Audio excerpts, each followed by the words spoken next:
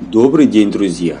Сегодня на обзоре у нас премиум эсминец 6 уровня Журуа, который Великобритания строила для ВМС Бразилии.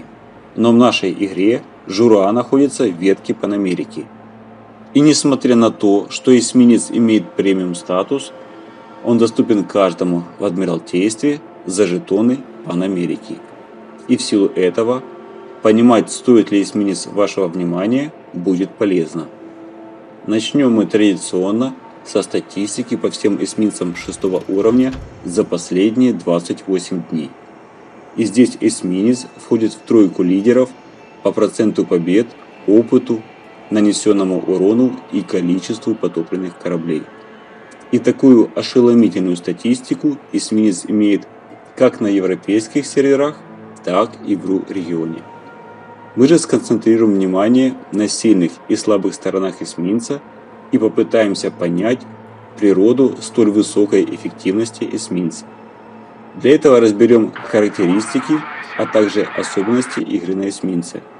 Рассмотрим перки командира, обсудим модернизации и сигналы, с которыми я играл. Эсминец имеет откровенно малое количество очков боеспособности – 12 тысяч. Меньше, пожалуй, только у Фарагута и Хацухару. Журуа имеет типичное для класса бронирование, которое перед вами сейчас на экране, и особого разбора не требует. Бронирование без каких-либо особенностей для класса. Журуа имеет одну из лучших маскировок на уровне. Прокачав перки капитану, получим 6 км заметности с кораблей и 2,4 с самолетов. И такая маскировка позволит играть от засвета. Журуа способны пересветить из эсминцев только Хацухару, а также подводные лодки и авианосцы.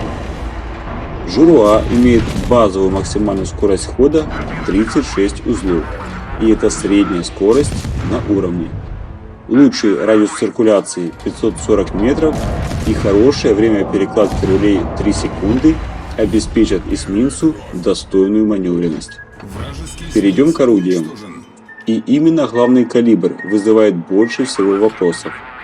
Всего 4 орудия в 4 башнях, да и калибр минимальный на уровне 120 мм. Базовая дальность ведения огня ниже средней, всего 10,2 км. Средняя на уровне скорость полета снарядов 808 метров в секунду для фугасов и бронебойных. Скорость поворота башен неплохая и не требует тратить дополнительный перк капитана. Кроме того, эсминец имеет хорошую на уровне скорость перезарядки орудий 5 секунд. 4 орудия главного калибра с невысоким уроном фугасных снарядов 1700 единиц формируют ниже среднего на уровне ДПМ на фугасах. ДПМ на бронебойных снарядах, которые имеют урон 2100 единиц, также ниже среднего. И именно эти цифры говорят нам о том, что главный калибр не позволит доминировать в перестрелках с одноклассниками в открытом противостоянии. Также не лучшая баллистика делает неэффективными перестрелки с одноклассниками на средних и дальних дистанциях. И, конечно, основным типом снарядов будут фугасы с самым низким бронепробитием 20 мм, но вместе с тем высоким шансом пожара 8%. Торпедное вооружение эсминца представлено 2 четырехтрубными торпедными аппаратами с возможностью потрубного пуска торпед и имеет следующие характеристики. Высокий на уровне, шанс затопления 257%. Максимальный урон каждой торпеды 15433 единицы. И с учетом количества торпед, эсминец имеет достойный торпедный потенциал на уровне. Хотелось бы иметь большую дальность хода торпед. Дальность 8 км, конечно, обеспечит эсминцу возможность инвизного пуска, но их реализация все же более эффективна на отходе в обороне, а также в варианте пикирования из-за островов. Скорость хода торпед средняя на уровне 61 узел. Заметность торпед не лучшая и составляет 1300 метров. Время перезарядки далеко не самое лучшее – 96 секунд. И, пожалуй, нужно сказать несколько слов о реализации патрубного пуска торпед. Можно, конечно, использовать стандартные 2 веера по 4 торпеды, но в большинстве случаев это будет не самым оптимальным решением.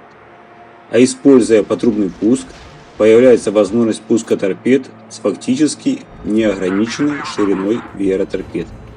При этом можно перекрыть все возможные варианты движения противника. Ну а если повезет встретить линкор, который пытается танковать стоя на месте, то в этом случае есть возможность загнать максимальное количество торпед именно за счет патрубного пуска. Таким образом, Жура на 6 уровне имеет довольно перспективные торпеды, с учетом потенциальной возможности реализовать максимальный торпедный урон с помощью патрубного пуска. А неплохая дальность хода торпед и отличная незаметность эсминца максимально повысит потенциал урона торпед и сделают их, пожалуй, основным вооружением эсминца. Хотел бы отметить глубинные бомбы Жура, потенциал урона которых вполне неплохой. Максимальный урон бомб 5000 единиц и готовы к сбросу сразу 2 заряда. Причем количество бомб в заряде всего 6 штук. Но все же этих 2 зарядов не хватит, чтобы потопить вражескую подводную лодку. Нужно отметить худшее для класса ПВО, которое представлено всего одной аурой. Ближняя аура с радиусом действия 1,5 километра и уроном всего 11 единиц.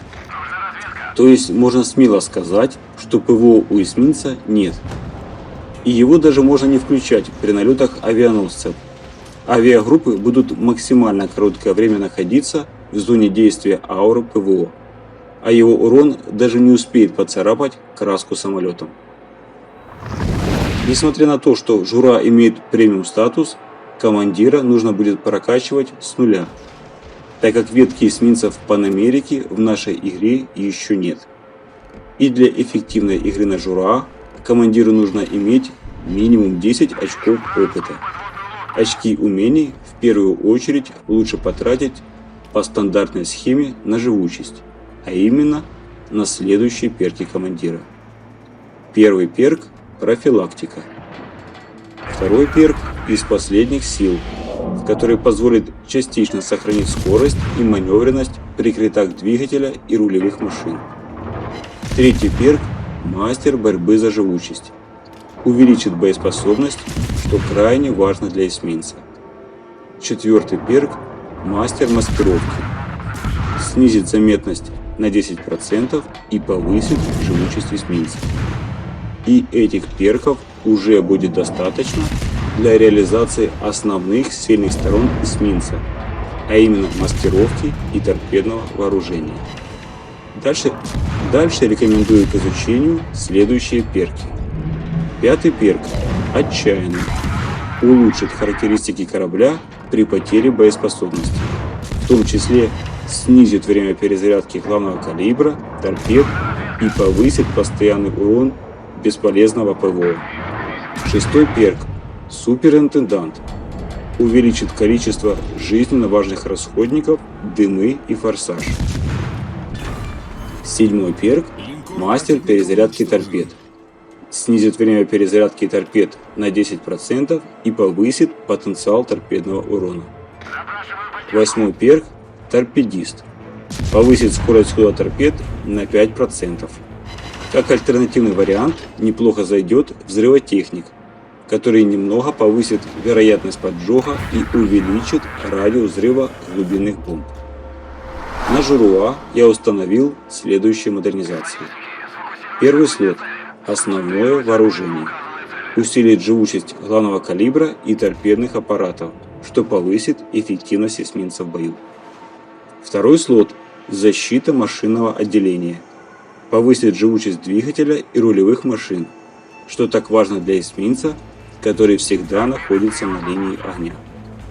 Третий слот – торпедные аппараты. Повысит скорость хода торпед на 5%. Четвертый слот – энергетическая установка. Повысит подвижность и тем самым живучесть эсминца. Улучшенный разгон поможет быстрее выйти из-под фокуса и лишний раз не словить торпеду. Доступное снаряжение Журоа. Стандартная аварийная команда, время работы 5 секунд и время перезарядки 40 секунд. Дымогенератор. Время постановки дымов 20 секунд, рассеивание 81 секунда и перезарядки 160 секунд.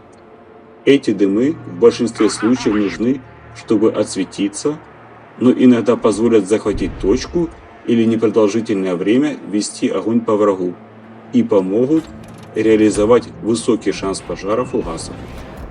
И форсаж, который на 120 секунд увеличит максимальную скорость эсминца на 8%. Время перезарядки 120 секунд. Сигналы, которые я использую, перед вами сейчас на экране.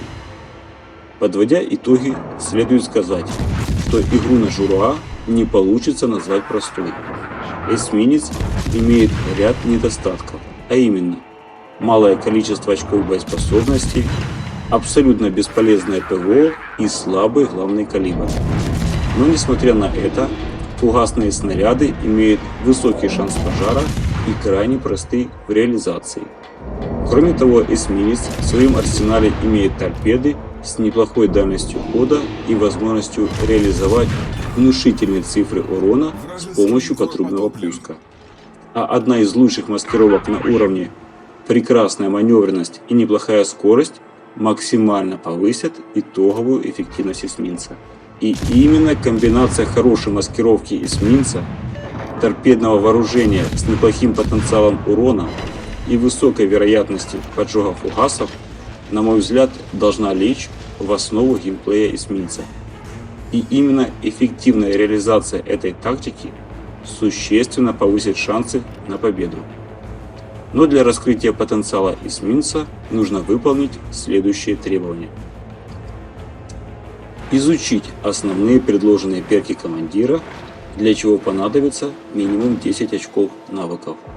Сосредоточить усилия на захвате точек, но не за счет уничтожения вражеских эсминцев. На это в большинстве случаев Журоа не способен, а опираясь на незаметность, с чем у Журоа с его прекрасной маскировкой не будет особых проблем. Использовать патрубный пуск торпед в случае возможности его эффективного применения. Комбинировать затопление торпед и высокий шанс пожара фугасов. Оказывать помощь в уничтожении вражеских эсминцев и подводных лодок, прикрываясь дымами. Обязательно использовать сигнал Juliet Charlie, который полностью устраняет вероятность взрыва погреба боеприпасов. Кроме того, Журоа имеет набор расходников, который хорошо вписывается в геймплей эсминца. Всем мира и добра, и до новых встреч в следующих видео.